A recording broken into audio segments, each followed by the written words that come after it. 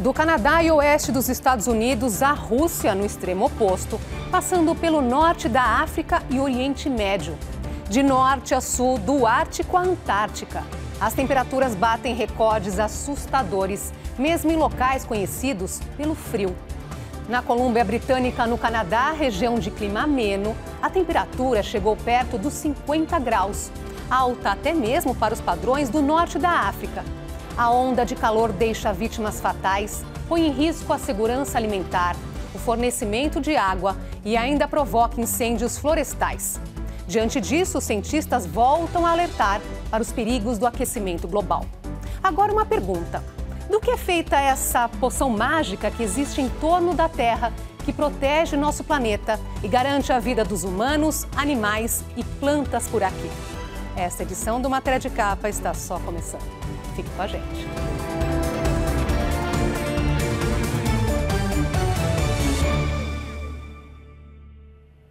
Para a maioria dos moradores das cidades da Colômbia Britânica, era difícil de acreditar.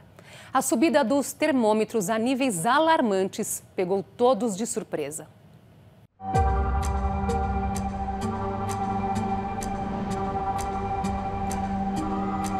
Foram 3 recordes em menos de uma semana na cidade de Lytton, na Colômbia Britânica, extremo oeste do Canadá. No domingo, 27 de junho, foi o primeiro, 46,6 graus Celsius. Menos de 24 horas depois, na segunda-feira, 47,9. E o terceiro logo em seguida, no dia 29, terça-feira, 49,6, quase 50 graus. Temperatura típica do Saara, mas numa região que costuma ter clima ameno. No total, foram batidos 43 recordes em toda a Colômbia Britânica.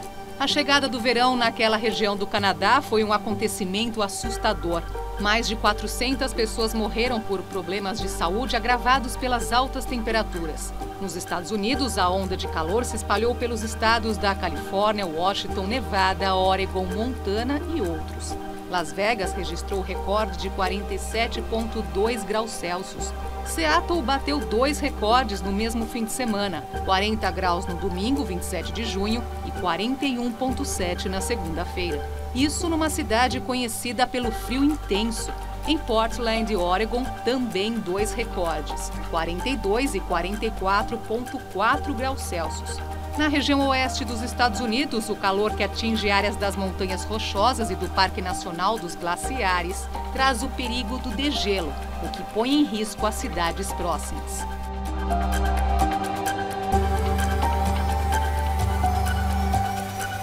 O que nós estamos observando no nosso planeta é que os extremos climáticos estão aumentando muito de frequência e de intensidade. O exemplo dessa onda de calor, não só no Canadá, nos Estados Unidos também, é um exemplo, e isto é previsto pelos modelos climáticos. Conforme aumenta o aquecimento global, aumenta também a frequência de eventos climáticos. Este foi particularmente importante porque nos últimos 150 anos, nunca a temperatura no Canadá chegou a 49 graus e na Califórnia chegou a 52 graus. Então, é uma gigantesca onda de calor que vai desde as montanhas rochosas do Canadá até o sul da Califórnia. Um detalhe na recente onda de calor no hemisfério norte preocupa as autoridades de saúde. As temperaturas se mantinham elevadas mesmo durante a noite.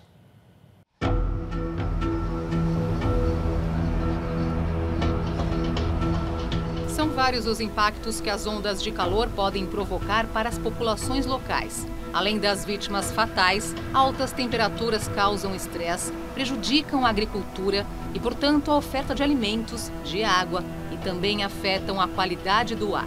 Quando se prolongam durante a noite, constituem um complicador para a saúde, uma vez que o organismo precisa de certo equilíbrio que ocorre quando os termômetros baixam, em condições normais após o pôr do sol. Entre as consequências graves trazidas pelo fenômeno, destacam-se os incêndios florestais. Dezenas de focos foram provocados por raios em áreas florestais já castigadas pela seca. Essas ondas de calor, elas têm impactos sobre as pessoas e sobre os ecossistemas muito grande. Por exemplo, a floresta boreal, né, que é a maior parte das espécies vegetais do Canadá, estão acostumados a temperaturas no verão da ordem de 15 a 20 graus no máximo. Quando ela sofre um estresse tão grande de temperatura como essa, junto com o estresse hídrico, obviamente uma parte da vegetação vai sofrer muito. Nós tivemos a notificação de mais de 200 de mortes de pessoas idosas e crianças no Canadá, né?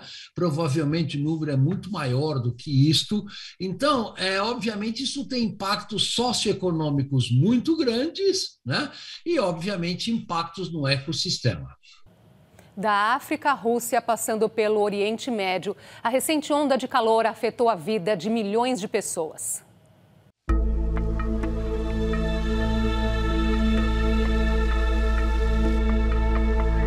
Em Moscou, temperaturas de 30 graus durante o dia e de 20 à noite são consideradas muito altas, mesmo para essa época do ano. Mais ao sul, na região do Mar Cáspio, os termômetros registraram máximas de 40 e incomuns 25 graus à noite. Por lá também foram registrados diversos recordes em todo o leste europeu, vizinho à Rússia. O mesmo aconteceu no norte da África e Oriente Médio, onde temperaturas beirando 50 graus eram comuns nesse princípio de verão no hemisfério norte. Está ligado ao aquecimento global. Veja, quando você tem um evento que nem essa frente fria que acabou chegando, por exemplo, no sul do Brasil, trazendo temperaturas frias aqui em São Paulo, isso não pode ser diretamente associado às mudanças climáticas globais, porque São Paulo sempre recebe frentes frias como essa, não é a primeira vez e não vai ser a última, mas 49 graus de temperatura no Canadá é totalmente fora de qualquer possibilidade de clima normal. Portanto, o normal do clima do nosso planeta está sendo alterado pelas mudanças climáticas globais. As ondas de calor tendem a se tornar mais frequentes, uma vez que a concentração de gases de efeito estufa na atmosfera não para de aumentar, alertam os cientistas.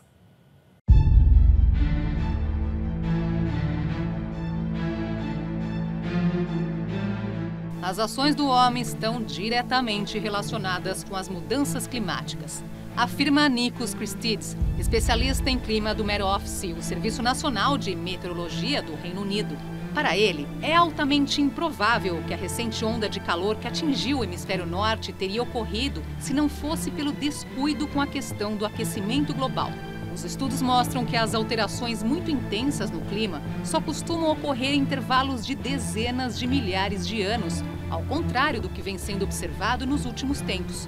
Levantamentos da Organização Meteorológica Mundial também indicam que o aumento na temperatura média global se deve principalmente à concentração de gases de efeito estufa na atmosfera.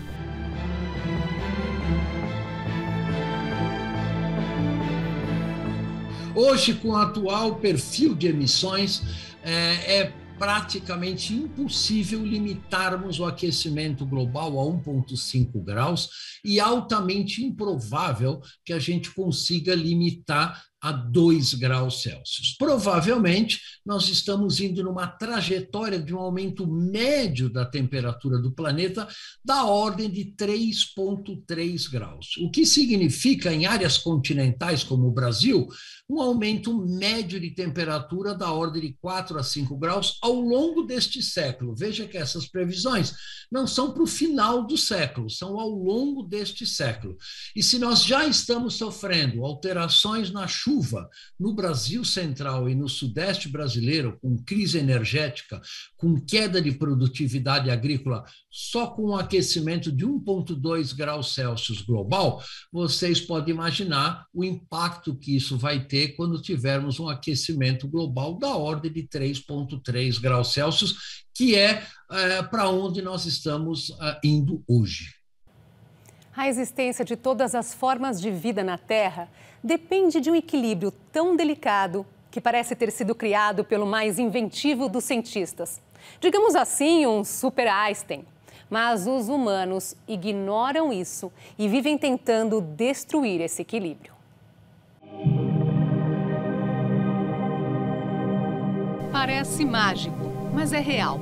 A vida na Terra é assegurada por uma massa invisível, composta em números aproximados de 78% de nitrogênio, 21% de oxigênio e minúsculas quantidades de outros elementos, como argônio e gás carbônico, além de vapor d'água. Tudo isso fica espalhado entre os primeiros 11 quilômetros acima da superfície até uma altura aproximada de 100 quilômetros. Essa poção mágica protege a Terra dos raios ultravioleta do Sol, que tornariam impossível a vida por aqui se nos atingissem diretamente. De quebra, a atmosfera ainda nos garante a retenção de parte do calor do Sol e mais, o equilíbrio das temperaturas durante a noite. Agora vem a pergunta principal: por que o homem está destruindo essa frágil proteção natural? Porque as indústrias, os automóveis e, por incrível que pareça, a agricultura lançam poluentes na atmosfera. O inimigo número 1 é o gás carbônico. Ele até existe lá em cima, mas, como falamos, em minúsculas quantidades. Acontece que, em grandes concentrações, ele provoca o chamado efeito estufa, que funciona assim. Primeiro, os raios do Sol atravessam a atmosfera terrestre.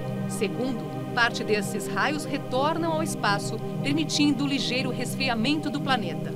E terceiro, uma outra parte fica retida na atmosfera, onde existe grande concentração de gás carbônico. Isso provoca o chamado efeito estufa, porque esses raios que não conseguem retornar para o espaço provocam um aquecimento extra ao planeta. Em outras palavras, quanto mais gás carbônico acumulado lá em cima por conta da poluição, maior será o calor aqui embaixo.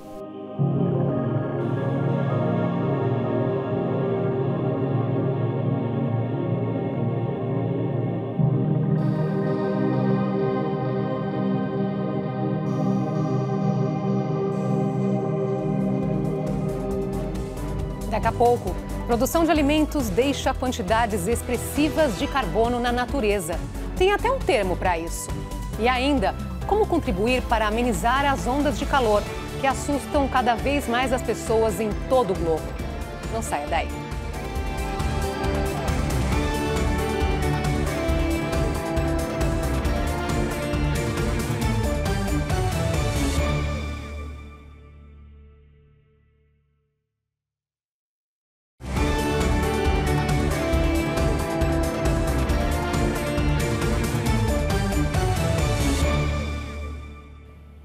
A onda de calor no hemisfério norte, que atingiu parte dos Estados Unidos e do Canadá no fim de junho, nos faz questionar por que ficou tão quente.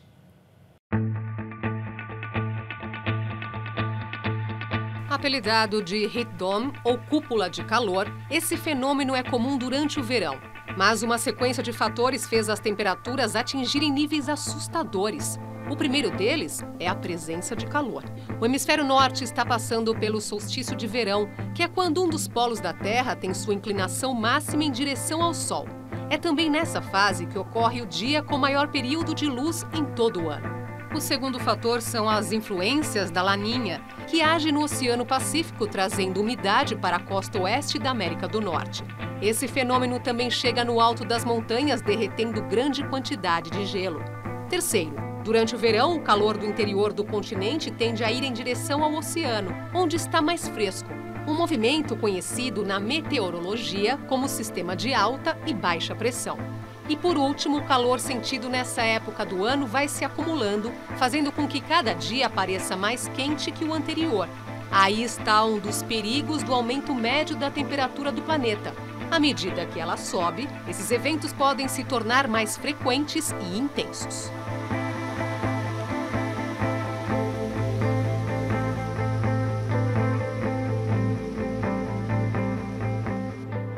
Se as temperaturas médias no planeta não param de subir, o que as pessoas podem fazer para ajudar a conter esse processo de aquecimento? Vamos ver algumas formas.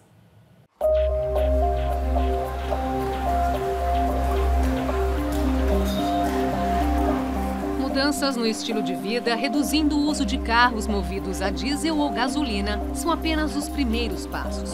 Vale lembrar que o diesel é muito mais poluente do que os demais combustíveis.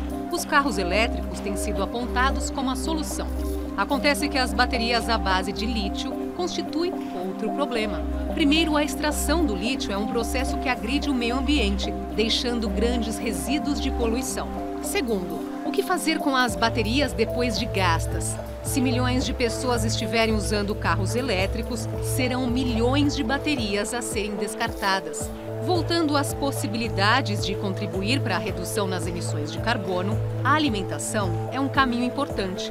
Produtos como carne, leite, queijos e manteiga resultam em altas emissões, porque dependem da pecuária. Essa atividade, que começa com a derrubada de florestas para a criação de pastos, também pode envolver queimadas e outros processos que afetam o meio ambiente.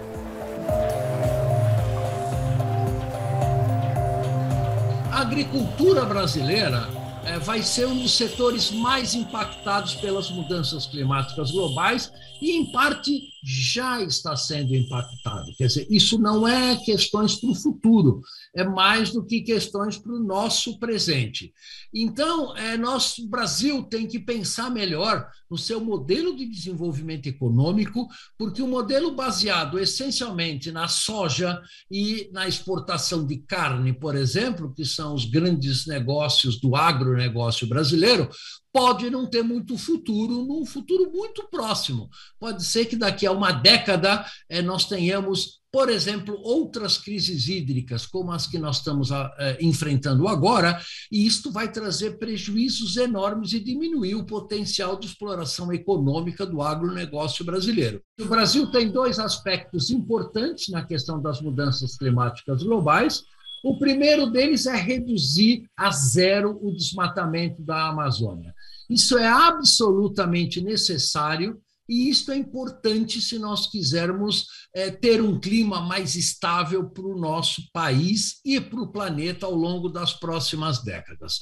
A segunda atitude importante que o país tem que ter é aumentar o uso de energia eólica e energia solar, que são absolutamente estratégicas para o país, explorar esse potencial enorme que nós temos de energia barata e de energia sem emissão de gases de efeito estufa. Mas nós precisamos ter políticas públicas fortes, claras e de longo prazo para atingirmos essa meta. Você já deve ter ouvido falar no termo pegada de carbono. Ele se refere à quantidade desse poluente que é emitido em atividades do dia a dia. No gráfico que você vai ver agora, vamos mostrar apenas as pegadas relacionadas à produção de alimentos.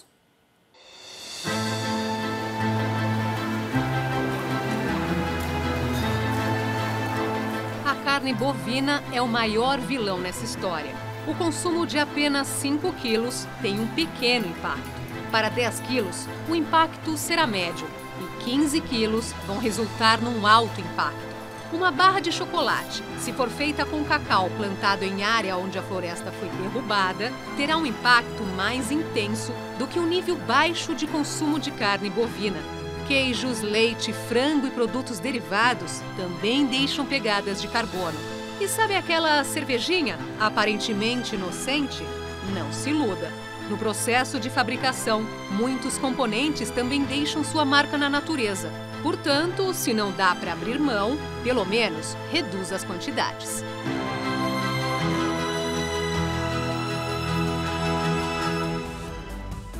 Daqui a pouco, estudo mostra como aumentar a frequência de chuvas. E ainda, conheça um dos maiores projetos dedicados à proteção dos oceanos. Não saia daí.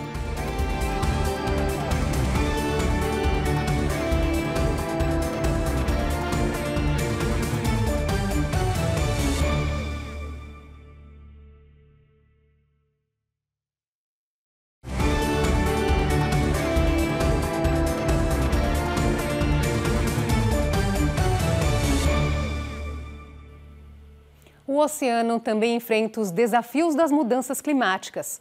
Vamos conhecer uma iniciativa que pretende proteger 18 milhões de quilômetros quadrados dessas águas.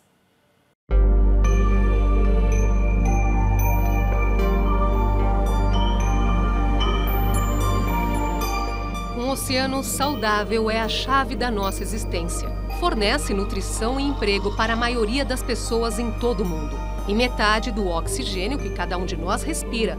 A afirmação é de Aulane Wilhelm, vice-presidente sênior de oceanos para a conservação internacional. O oceano mundial está sob forte estresse. Enfrenta as mudanças climáticas, pesca predatória, poluição. Um dos maiores esforços para protegê-lo é uma iniciativa chamada Blue Nature Alliance. Ela pretende preservar pelo menos 30% do oceano até 2030.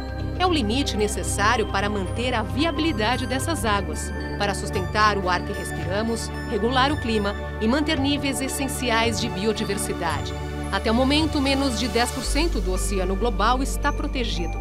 Para atingir esse ambicioso objetivo, a Blue Nature investe em parcerias com cientistas, acadêmicos, governos locais e povos indígenas. As comunidades dependem do oceano para sua subsistência, atividades culturais e recreação. Por isso, é fundamental que elas estejam envolvidas na tomada de decisões que apoiam a sustentabilidade. Esse trabalho colaborativo já está em andamento no Atlântico Sul, Pacífico Sul e Oceano Antártico, e prestes a começar em Palau, Seychelles, Canadá e Oceano Índico Ocidental.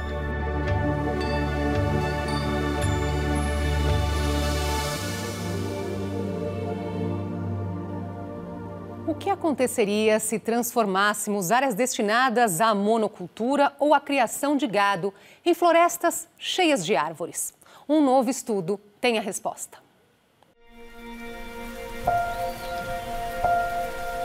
Chuvas mais frequentes e volumosas. É o que aconteceria se fossem plantadas mais árvores no continente europeu, segundo um novo estudo publicado pela revista Nature Geoscience. Em números, a pesquisa mostra que se houvesse um aumento de 20% em florestas em toda a Europa, tanto o inverno como o verão seriam mais chuvosos, especialmente o verão, com uma expectativa 7,6% superior que o habitual. Plantar árvores se tornou uma meta de muitos países para tentar amenizar os impactos do aquecimento global. No Reino Unido, o primeiro-ministro Boris Johnson anunciou que irá plantar 30 milhões de árvores por ano até 2025. Em resumo, aumentar a quantidade de árvores ajuda na absorção do grande número de gás carbônico que emitimos todos os dias. E as chuvas amenizam o calor que esses gases provocam.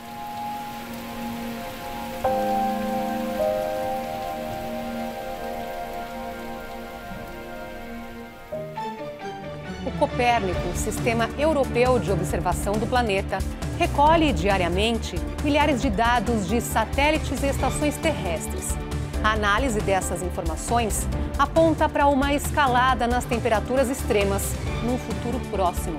Os especialistas da União Europeia alertam que todos os países devem se preparar para isso. Para ficar num único exemplo, eles lembram que a temperatura média na Sibéria no ano passado ficou 5 graus Celsius acima do recorde anterior. O que preocupa, dizem os cientistas, não é apenas a subida dos termômetros, mas a quebra de sucessivos recordes. Essa edição do Matéria de Capa fica por aqui. Nós voltamos na próxima semana neste mesmo horário. Uma boa noite a todos. Até lá.